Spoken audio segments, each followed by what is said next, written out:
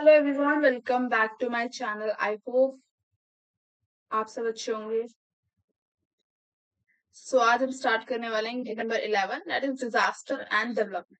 ठीक है, बहुत इंटरेस्टिंग चैप्टर है, थोड़ा लंबा है बट कोशिश रहेगी कि इन शॉर्ट हम कवर कर लें इसको। इंट्रोडक्शन में सिर्फ इतना बताया गया है कि हम इस पूरे यूनिट के अंदर क्या पढ़ने वाले हैं, डिजास्टर और डेवलपमेंट का कनेक्शन। ठीक है, क्या रिलेशनशिप है इनके बीच का। नेक्स्ट, जब भी डिजास्टर अकर होता है, ठीक है, किसी भी एरिया में, उसके बाद उसका क्या इम्पैक्ट होता है, ठीक है, और उसके इम्पैक्ट को हम कैसे रिड्यूस कर सकते हैं, ठीक है, ये हम पढ़ेंगे। ये तो पुरानी बात है, मैं आपको प्रीवियस लेक्चर्स में बहुत ज्यादा बता चुकी हूँ कि डिजास्टर आने से क्या होता है, लोग सफर करते हैं, जाने जाती हैं, प्रॉपर्टी डैमेज होता है, ठीक है, and all over the area, जो भी आसपास के भी एरिया है वो अफेक्ट होते हैं। ठीक है, इसको कैसे हम डिजास्टर रिस्क को रिड्यूस कर सकते हैं, क्या मेजर्स अपना सकते हैं, कैसे कम्युनिटीज को अवेयर बना सकते हैं, ये हम देखेंगे इस पर्टिकुलर चैप्टर के अंदर। So first is relationship between disaster and development. तो डेवलपमेंट और डिजास्टर के बीच में क्या रिलेशन है, हम ये देखेंगे। तो फर्स्ट लाइन क्या बताती है कि दोनों के बीच क्या है, क्लोज रिलेशन है। ठीक है, and initiative of development get destroyed by disaster and at the same time it produce opportunity। तो ये क्या कहना चाह रहा है कि प्लस पॉइंट और नेगेटिव पॉइंट बताया कि जब भी डिजास्टर किसी पर्टिकुलर एरिया में आता है, ठीक है, तो वहां पे कुछ ना कुछ डेवलपमेंट तो हो गई है ना। जैसे कि अगर अर्बन एरिया में आ रहा है तो बड़ी बड़ी बिल्डिंग्स होंगी, रोड होंगे। अगर गांव के एरिया में भी आ रहा है तो गांव में भी नॉर्मल रोड्स होते हैं, है ना, कच्चे रास्ते भी होते हैं, पक्के रास्ते भी होते हैं। ठीक है, गांव में भी लोगों के घर होते हैं, है ना, खेत होते हैं। तो ये क्या बता रहा है कि डेवलपमेंट जो भी होता है, initiatives of development get destroyed by disaster. अब इससे क्या है, ये जो डेवलपमेंट है क्या हो जाएगा, डिस्ट्रॉय हो जाएगा डिजास्टर की वजह से। अगर कहीं पे भी फ्लड आ रही है, अर्थक्वेक आ रही है, मल्टीपल डिजास्टर में से कोई भी डिजास्टर आ रहा है, ठीक है, तो अगर ये डिस्ट्रॉय हो जाएंगे तो उसके बाद गवर्नमेंट के पास क्या आती है कि अपॉर्चुनिटी आती है। गवर्नमेंट एज वेल जो वहां के लोग हैं उनके पास अपॉर्चुनिटी आती है कि जब हम उन चीजों को दोबारा बना रहे हैं, ठीक है, ऑब्वियसली अगर लोगों के घर जाएंगे तो दोबारा उनकी जमीनें तो है ना, तो दोबारा घर बनाएंगे, दोबारा अपनी लाइफ को रिसेटल करने की कोशिश करेंगे। ठीक है, उसके अंदर गवर्नमेंट उनकी हेल्प करेगी। तो ये नेगेटिव पॉइंट क्या है कि भाई लोगों का नुकसान हो रहा है। ठीक है, पॉजिटिव पॉइंट क्या है कि हम दोबारा जब नए सिरे से रिबिल्ड कर रहे हैं तो हम ऐसी टेक्नोलॉजी का यूज कर सकते हैं जिससे डिजास्टर का इम्पैक्ट कम हो। ठीक है, ये पूरा कॉन्सेप्ट हम पढ़ेंगे डिजास्टर डेवलपमेंट के अंदर। ठीक है, हमें डिजास्टर डेवलपमेंट का इंटरलिंक करके यही पढ़ना है कि जब भी कोई डिजास्टर हिट कर रहा है, ठीक है, और उसका इम्पैक्ट जो भी हो रहा है पॉपुलेशन पे, वो तो क्या है, नेगेटिव पॉइंट है। बट पॉजिटिव पॉइंट क्या है कि जो भी नुकसान हुआ है, नुकसान तो हो गया, बट उसके बाद जब हम दोबारा अपनी लाइफ एक तरीके से रीसेट कर रहे हैं तो उस टाइम पे हम ध्यान रखें, टेक्नोलॉजी के साथ जाएं। अब कैसे जा सकते हैं, एग्जाम्पल, अगर कहीं पे अर्थक्वेक आता है, ठीक है, और वो ऐसा एरिया है जहां पर अर्थक्वेक आता ही रहता है बार बार, ठीक है, तो हम वहां पे किस टाइप की बिल्डिंग्स बनाए, अर्थक्वेक रेजिस्टेंट बिल्डिंग बनाए, जिससे अगर नॉर्मल मैग्नीट्यूड का अर्थक्वेक आ रहा है तो ज्यादा फर्क ना पड़े। नेक्स्ट यहाँ पे वर्ड यूज किया गया वल्नरेबिलिटी। वल्नरेबिलिटी का मतलब होता है कमजोरी। ठीक है, अब हम डिजास्टर में क्यों हम पढ़ रहे हैं वल्नरेबिलिटी, वल्नरेबिलिटी हम डिजास्टर में इसलिए पढ़ रहे हैं। सिंपल सा एग्जांपल मैं आपको देती हूँ। वल्नरेबिलिटी हम उन लोगों के लिए यूज करते हैं जो वीक होते हैं। ठीक है, वल्नरेबल ग्रुप्स कहते हैं, यानी वीक पीपल, है ना। वल्नरेबिलिटी, वल्नरेबल रीजन्स कहते हैं। वल्नरेबल रीजन्स उन्हें कहते हैं ऐसे ऐसे एरिया जहाँ के लोग जो है, अगर कोई भी डिजास्टर हिट कर रहा है तो उस डिजास्टर से निकल नहीं पाते हैं। ठीक है, निकल नहीं पाते इन दी सेंस क्या है कि भाई वो पॉवर्टी की तरफ एक तरीके से पुश हो जाते हैं, गरीबी की तरफ जो है वो पुश हो जाते हैं, रेदर देन उस डिजास्टर से कोप अप करने में। ठीक है, नेक्स्ट हम देखेंगे in the event of disaster the focus used to be on emergency need. अब जिस टाइम पे डिजास्टर हिट करता है उस टाइम पे तो जो मेन फोकस होना चाहिए वो ये होना चाहिए कि जो लोग हैं उनको नेसेसिटी की चीजें हैं, नेसेसरी चीजें हैं वो मिल जाए, जैसे कि शेल्टर हो गया, फूड हो गया, क्लोथिंग हो गया, ठीक है, सैनिटेशन हो गया, ये सब चीजें मिले, ड्रिंकिंग वाटर हो गया। बट जब आफ्टर लॉन्ग टाइम, यानी जब डिजास्टर हिट कर गया उसके काफी टाइम बाद, ठीक है, हमें ऐसे मेजर्स अपनाने चाहिए जिससे जो डिजास्टर का रिस्क है वो कम हो। ठीक है, अगर हम दोबारा चीजों को रीसेट कर रहे हैं तो हमें इस टाइप के बिल्डिंग प्लान्स जो है अपनाने चाहिए जिससे जो रिस्क है वो कम हो। नेक्स्ट हम देंगे development programs can increase vulnerability. देखो, अब देखो इसको हम सिंपल सी भाषा में समझते हैं कि पॉपुलेशन क्या है, बहुत ज्यादा है, ठीक है, ऑल ओवर दी वर्ल्ड की नहीं बात करके अगर हम खाली इंडिया का ही ले लें तो इंडिया में पॉपुलेशन बहुत ज्यादा है, as well as urban areas में बहुत ज्यादा है कि जहाँ पे जॉब अपॉर्चुनिटी मिलेगी, एक जो है पीने का पानी मिलेगा साफ, ठीक है, स्टैंडर्ड ऑफ लिविंग जहाँ का अच्छा होगा, तो वहां पे जो है पॉपुलेशन बहुत ज्यादा है। जितनी भी आप सिटीज देखोगे इंडिया में बड़ी बड़ी, वहां पे ओवर पॉपुलेशन आपको देखने के लिए मिलेगी, ठीक है। अब अगर ओवर पॉपुलेशन होगी तो वहां के जो रिसोर्सेज होंगे वो क्या होंगे, बहुत ज्यादा ओवर यूज होंगे। जैसे कि न्यूज में आता है कि ग्राउंड जो वाटर लेवल है वो डिक्रीज होता जा रहा है ना, पॉल्यूशन बढ़ेगा। तो इन सब चीजों से बचने के लिए क्या नेसेसरी है होना, प्रॉपर डेवलपमेंट होना नेसेसरी है, ठीक है। हम यहाँ पे हेडिंग ही बता रही है कि development program can increase vulnerability, ठीक है। तो जो डेवलपमेंट प्रोग्राम होता है वो वल्नरेबिलिटी कैसे इंक्रीज कर सकते हैं, अगर कोई भी गवर्नमेंट प्रोजेक्ट लेके आ रही है, ठीक है, फॉर एग्जाम्पल अगर गवर्नमेंट रोड बना रही है, ठीक है, रोड तो बना दिया गवर्नमेंट ने, ये तो एक प्लस पॉइंट हो गया, बट इसका नेगेटिव पॉइंट क्या है, अगर गवर्नमेंट ने ये ध्यान नहीं दिया, गवर्नमेंट ने रोड की मजबूती पे ही ध्यान नहीं दी, ठीक है, और वो 5 साल भी रोड नहीं चला, तो क्या फायदा हुआ उस रोड पे पैसा लगाने का, है ना। नेगेटिव पॉइंट क्या है कि अगर रोड बना रहे हो तो इस टाइप से बनाओ, स्ट्रेटेजीज से बनाओ कि वो लॉन्ग टर्म सस्टेन करे, कोई भी डिजास्टर हिट कर रहा है तो उससे हमारे जो मेन बेसिक जो कम्युनिकेशन है उस चीज पे फर्क ना पड़े, क्योंकि अगर रोड ही खराब हो गया तो लोगों को अगर डिजास्टर वाली प्लेस है उससे निकाला कैसे जाएगा, है ना, कैसे उनको ट्रांसपोर्ट किया जाएगा, इवैक्यूएट किया जाएगा, जो हम डिजास्टर में वर्ड यूज करते हैं इवैक्यूएशन, लोगों को सेफर प्लेस पे शिफ्ट करना। और उसमें जो कौन सबसे ज्यादा सफर करेगा, जो पुअर पीपल होंगे, है ना, जो बड़े बड़े लोग होंगे वो तो भाई उनके पास तो पैसा है वो तो निकल जाएंगे, बट सबसे ज्यादा कौन सफर करेगा, जो पुअर पीपल है।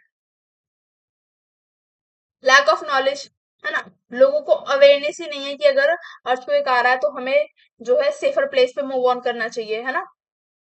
तो अवेयरनेस भी होना लोगों के अंदर बहुत ज्यादा जरूरी है। नेक्स्ट इज अर्बन डेवलपमेंट, जिसकी हम अभी बात कर रहे थे कि भाई सिटीज वगैरह में बहुत ज्यादा ओवर पॉपुलेशन है और वहां पे बिल्डिंग कोड्स नहीं है, ठीक है, रूल्स नहीं है कि आप जो है 3 मंजिल से ज्यादा नहीं बना सकते, आप देखोगे 7 7 स्टोरी बिल्डिंग देखने के लिए मिलेंगी, ठीक है, और एक एक रूम का 10 10 हजार चार्ज कर रहे हैं। Next is marine and coastal zone development, यानी कि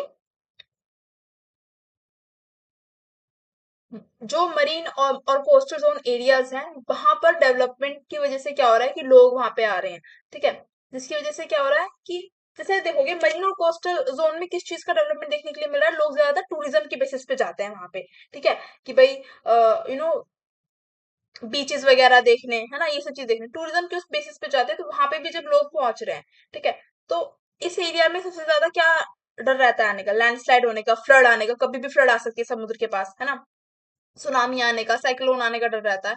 तो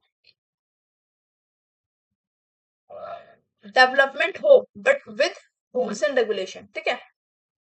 next transport and other construction activity, जैसे कि मैंने रोड वाला एग्जांपल दिया कि अगर प्रॉपर टेक्नोलॉजी के साथ अगर नहीं कंस्ट्रक्शन एक्टिविटीज होंगी तो उससे क्या है, रिस्क ही बढ़ेगा, ठीक है। वाटर रिसोर्स प्रोजेक्ट, ठीक है, जैसे कि डैम हो गया, इरिगेशन स्कीम हो गई, इंक्रीज रिस्क ऑफ फ्लड, अगर कोई डैम ऐसा होता है जो फेलियर निकल आता है, ठीक है, वो कंट्रोल नहीं कर पाता है पानी, ठीक है, तो कभी कभी क्या होता है कि उस पानी को जाने देना पड़ता है ना, डैम खोल दिया है ना, देखा होगा आपने मूवीज वगैरह में कि भाई बांध खुल रहा है, भागो भागो भागो पानी आने वाला है ना, तो फ्लड आ जाती है उससे इमीडिएटली अचानक, ठीक है, लोग निकल भी नहीं पाते उस चीज से। Next is life stock development project result in extensive loss of the vegetation cover. Life stock हम किसको कह रहे हैं, जो पालतू जानवर होते हैं ना, जैसे कि शीप हो गए, है ना, काव हो गई, बफेलोज हो गए, हैंस हो गए, तो इनकी वजह से क्या हो रहा है, जो वेजिटेशन है ना, जो फॉरेस्ट में जो ग्रीनरी है वो क्या हो रही है, डिक्रीज हो रही है, vegetation.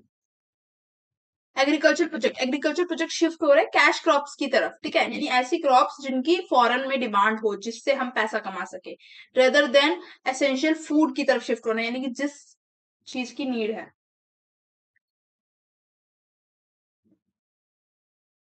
Access development program can decrease vulnerability, तो हम देखेंगे कि अभी तो हमने ये देखा कि जो डेवलपमेंट प्रोग्राम है कैसे जो है इंक्रीज कर रहे हैं वल्नरेबिलिटी, है ना, कम कैसे वल्नरेबिलिटी को बढ़ा रहे हैं, ठीक है।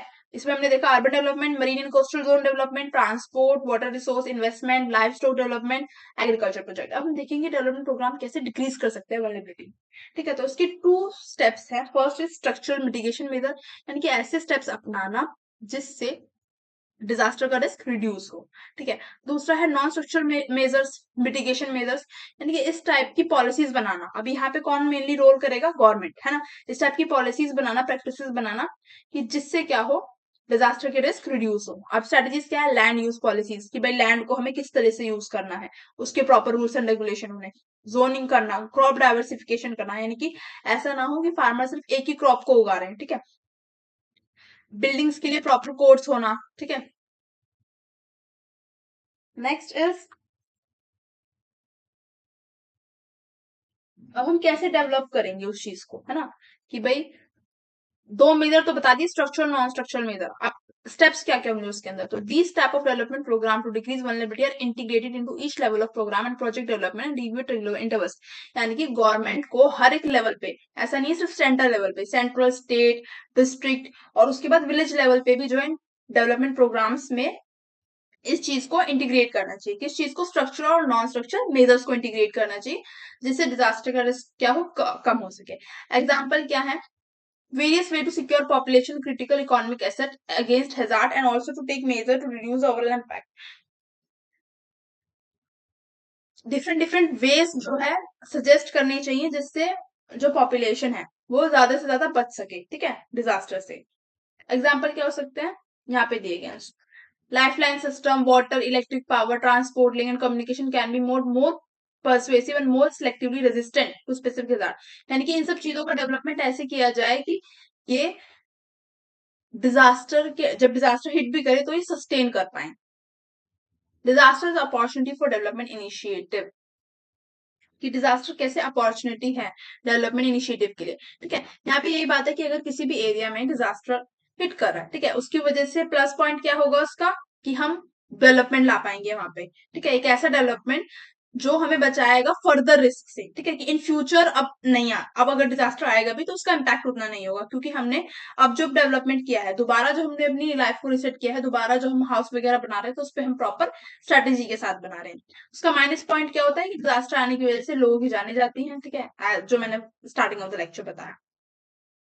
नेक्स्ट क्या है? अब क्या क्या डेवलपमेंट अपॉर्चुनिटीज है जो हम फॉलो कर सकते हैं? पहला, operation must be directed toward the restoration of the asset, यानी कि सबसे पहला ध्यान ये होना चाहिए कि जो भी एसेट का हमें लॉस हुआ है, चाहे वो हाउस हो, चाहे वो रोड्स हो, चाहे वो कम्युनिकेशन, उसको दोबारा जो है रिस्टोर किया जाए with the strategy of long term development, कि भाई वो लॉन्ग टर्म के लिए सस्टेन करे। ऐसा नहीं है कि अभी हमने उस चीज को तैयार किया गया, फिर अगले 1-2 साल में फिर से डिजास्टर आए एंड वो चीज क्या हो जाए, बेकार हो जाए जो हमने।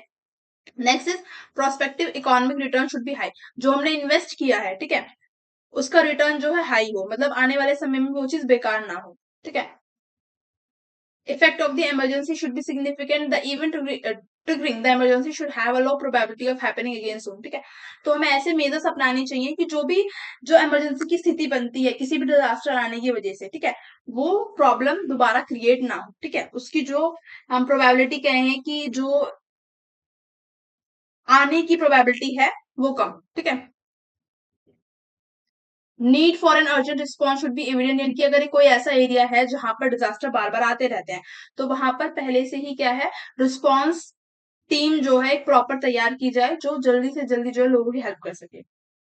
Emergency landing is limited to cases where effective action can be felt in 2 or 3 area, कि इमरजेंसी लैंडिंग यानी गवर्नमेंट क्या करती है ना, कि फाइनेंस भी प्रोवाइड कराती है एरियाज को रिबिल्ड करने के लिए। तो यहाँ पे बोला इमरजेंसी लैंडिंग लिमिटेड होगी उन केस में जहां पर बहुत मैसिव जो है डिस्ट्रप्शन होता है, या फिर ये कह सकते हैं कि बहुत ज्यादा तबाही मचती है। ठीक है,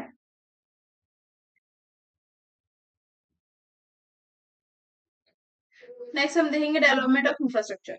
इंफ्रास्ट्रक्चर का मतलब क्या होता है? बेसिक स्ट्रक्चर फाउंडेशन, जैसे कि रोड हो गए, है ना, फिजिकल में क्या आ गया, रोड आ गया, वाटर, ड्रेनेज, इलेक्ट्रिसिटी।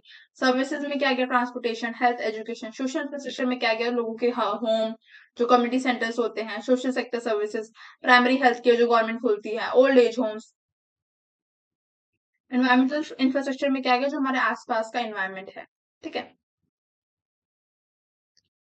डेवलपमेंट हम कैसे करेंगे फिजिकल और इकोनॉमिक इंफ्रास्ट्रक्चर का? तो हाउसिंग का हम कैसे करेंगे? हम ऐसी बिल्डिंग बनाएंगे जो कि कैसी रेजिस्टेंट हो, अर्थक्वेक रेजिस्टेंट हो, ठीक है।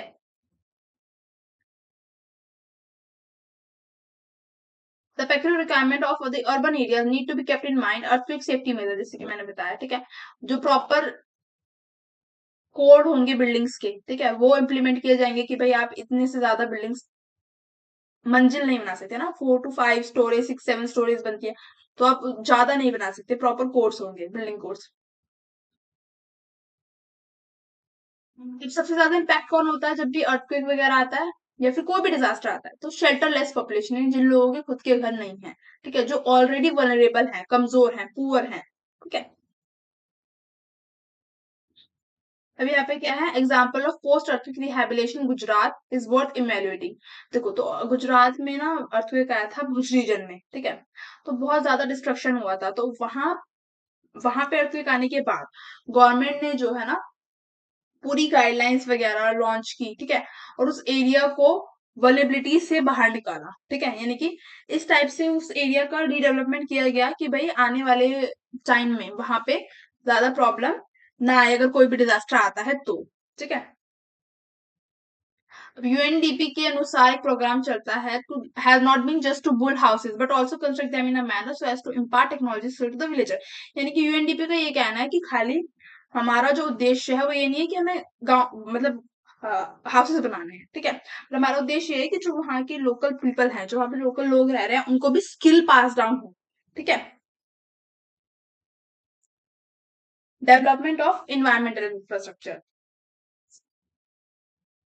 and any discussion on physical and economic infrastructure is incomplete without satisfactory emphasis on building environment support system।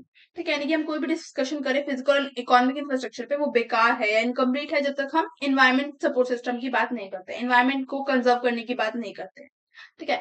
हमारे आसपास क्या है, थाउजेंड ऑफ लेक है, पोन्ड है, लगून्स है, एस्टुरीज है, मार्शेस है, बैक वाटर्स है, मैनग्रूव स्वैम्प्स है, ठीक है, और वेटलैंड्स है। अब इन सब ये सब किसका पार्ट है? हमारे इन्वायरमेंट का पार्ट है, तो इनको कंजर्व करने की बहुत ज्यादा नीड है, ठीक है। इंडिया के केस में हमें देखने के लिए मिलता है जैसे कि rebirth of Sukhna lake in Chandigarh, यानी कि सुखना लेक बहुत ज्यादा पॉल्यूटेड हो गई थी, ठीक है, उसको दोबारा रीबर्थ दिया गया। रीबर्थ इन द सेंस कि गवर्नमेंट ने इनिशिएटिव लिया उसको साफ करने के, जैसे दिल्ली गवर्नमेंट भी यमुना को साफ करने की इनिशिएटिव ले रही है, ठीक है, बट हमें दिखाई तो दे नहीं रहा कहीं।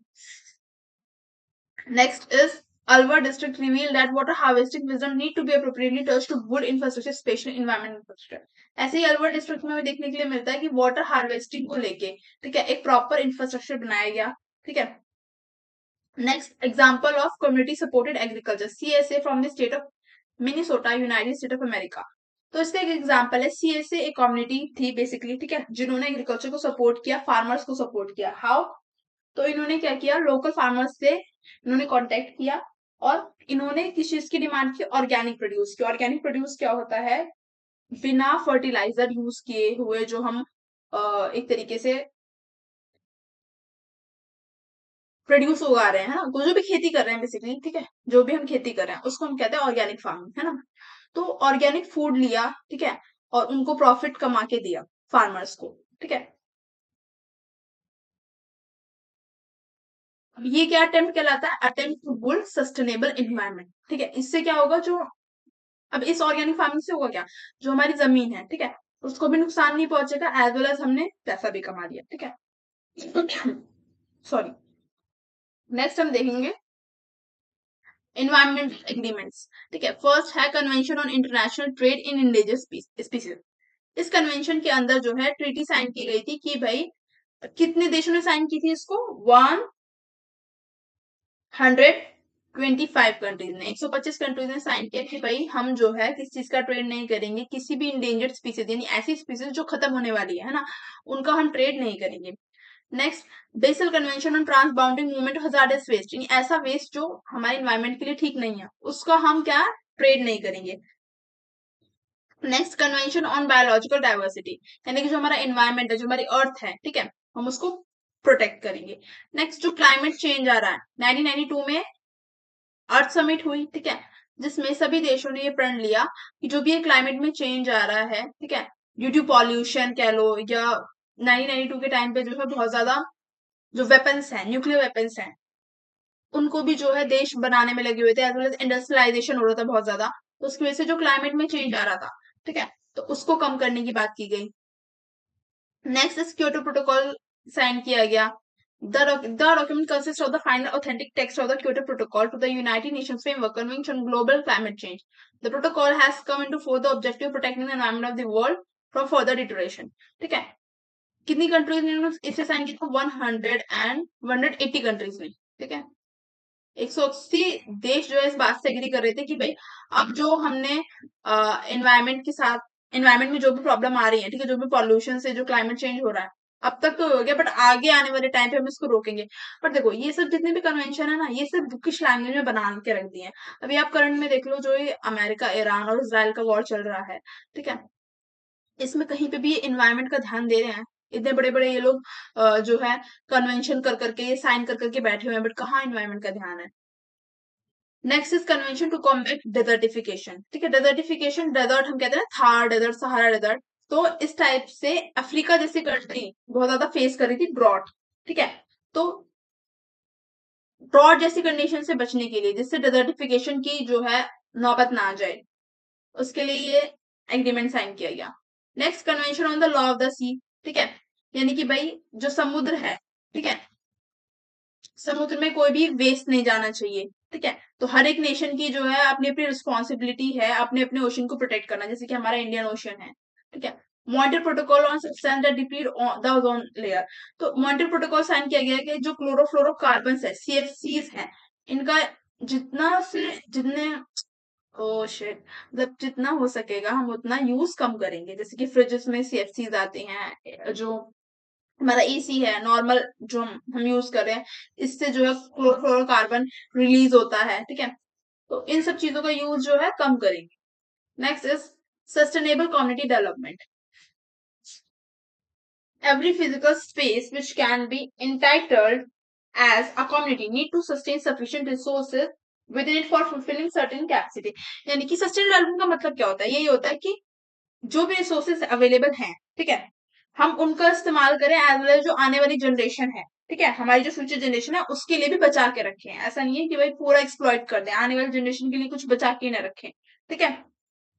इंडिया के कॉन्टेक्स्ट में अगर देखें, सस्टेनेबल कम्युनिटी डेवलपमेंट कैसे हो रहा है? थ्रू आंगनवाड़ी, ठीक है, बालवाड़ी के थ्रू, ठीक है, रूरल एरिया और अर्बन कम्युनिटीज के थ्रू। वहां पे हमें क्या देखने के लिए मिलता है? Female children homes, old age home, day care homes, ठीक है। एनजीओ भी इसमें बहुत बड़ा रोल प्ले करते हैं, जो यहाँ पे मेंशन नहीं है, एनजीओ, ठीक है, ये मैंने आपको बता दिया definition. Some of the outstanding way of developing a sustainable society are two, क्या वेज है? फर्स्ट इज अवेयरनेस क्रिएट करना लोगों के बीच कि कैसे हम पानी का कम से कम यूज करें, ठीक है। कंजर्व ग्रीन स्पेस, ठीक है, जो हरे भरे स्पेसेस हैं उनको बचा के रखें, ठीक है। कंजर्व अवर वाटर रिसोर्सेज, जैसे आप पहले बता दिया कि कहीं पानी खुला ना छोड़े, पानी का कम से कम यूज करें। सपोर्ट सस्टेनेबल एग्रीकल्चर, एग्रीकल्चर को सपोर्ट करना। रिसाइकल करना, ये बहुत मेन चीज है जो लोग ध्यान नहीं देते, ठीक है, प्लास्टिक की बोतल को इधर उधर फेंक दिया, ठीक है। Conserve energy and support renewable energy, fans चले छोड़ दिए, एसी चला है तो चला ही जा रहा है, ठीक है, तो हर चीज को लिमिट में।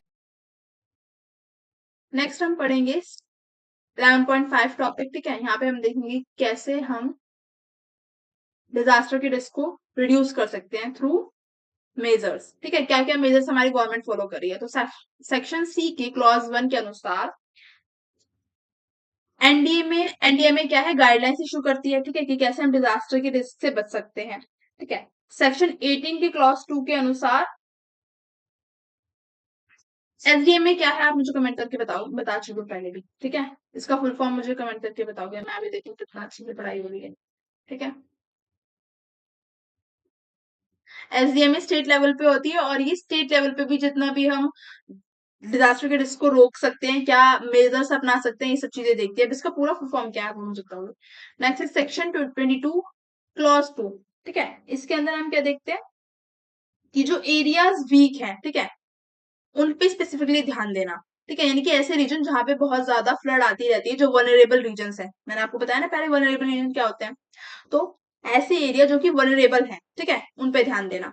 सेक्शन 23(4) के अंदर जो भी state plan should include measures to adopt for prevention and mitigation disaster, यानी कि जो भी स्टेट लेवल पे अथॉरिटी है, ठीक है, ये है स्टेट लेवल पे अथॉरिटी, एसडीएमए, ठीक है। अब इसका फुल फॉर्म आप मुझे बताओगे। जो स्टेट लेवल पे अथॉरिटी है वो प्रॉपर जो है रूल्स और रेगुलेशन के साथ काम करे, जिससे हम डिजास्टर का रिस्क रिड्यूस कर सकें, ठीक है। नेक्स्ट 23 क्लॉज 4, जो हम ये पूरा चैप्टर पढ़ रहे हैं कि भाई डेवलपमेंट प्लान्स के साथ साथ जो है हम मेजर्स का भी ध्यान रखें, ठीक है। ऐसा नहीं कि अगर रोड बनाए जा रहे हैं तो गवर्नमेंट ये ध्यान ही नहीं दे रही कि अगर फ्यूचर में कोई डिजास्टर आ रहा है, ठीक है, तो जो क्वालिटी है रोड की, ठीक है, जो मटेरियल हम यूज करें हम ऐसा मटेरियल यूज करें कि भाई वो लॉन्ग टाइम के लिए सस्टेन रहे, ठीक है। अब सेक्शन 23(4) बोलता है कि जो स्टेट प्लान है वो इंक्लूड करे प्रॉपर प्लान कि भाई बिफोर डिजास्टर हमें कैसे प्रिपेयर रहना है, ठीक है, कि किसी भी डिजास्टर आने से पहले हमें कैसे प्रिपेयर रहना है, ठीक है, फिर हम ड्यूरिंग डिजास्टर कैसे प्रिपेयर रहेंगे और डिजास्टर आने के बाद हम कैसे लोगों की हेल्प करेंगे, ठीक है। पहले से ही स्टेट को जो है जो प्रॉपर प्लान के साथ जो है चलना है। नेक्स्ट सेक्शन 30(2) के अनुसार provide that the district authority may ensure that the guidelines for prevention of disaster mitigation of effect preparedness and response measure as laid down by the national authority and the state authority are followed by all department, यानी कि NDMA की जो guidelines है वो सभी जगह all over the state level पे, district level पे या फिर लोकल लेवल पे, ठीक है, विलेज लेवल पे फॉलो की जाए, ठीक है, ये मेक श्योर करना।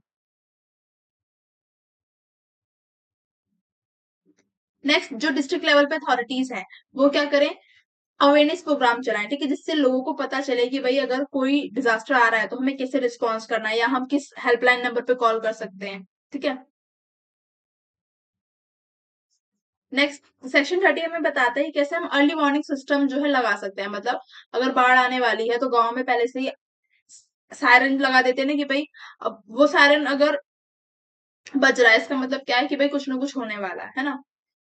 जैसे हमने पाकिस्तान और इंडिया के वॉर के टाइम पे देखा था कि कैसे मॉक ड्रिल कराई गई थी स्कूल में, वो हॉर्न टाइप बजा के, है ना। ये फिर वही रिपीटेड टर्म है, ठीक है। Section 32(a) provide that every office at the district level should prepare a plan. ये भी हम देख चुके हैं ना कि प्रॉपर प्लान के साथ चलना चाहिए कि भाई डिजास्टर से पहले की पूरा प्लानिंग क्या है, गवर्नमेंट कैसे रिस्पॉन्स करेगी, ड्यूरिंग डिजास्टर कैसे रिस्पॉन्स करेगी और आफ्टर डिजास्टर कैसे रिस्पॉन्स करेगी। तो वो ये सारे रिपीटेड हैं, ठीक है, जो मैं बता चुकी वही है रिपीटेड, ठीक है, तो आप वो पढ़ लेना।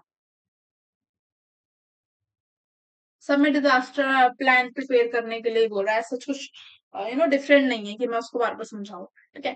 तो यहाँ पे हमारा चैप्टर एंड होता है, ठीक है। Thank you for watching the video. अगर आपको वीडियो अच्छी लगी हो तो do like share subscribe my channel and ignore my voice, क्योंकि मेरी तबीयत ठीक नहीं है इसलिए मेरी बातें भी फंबल हो रही बीच बीच में।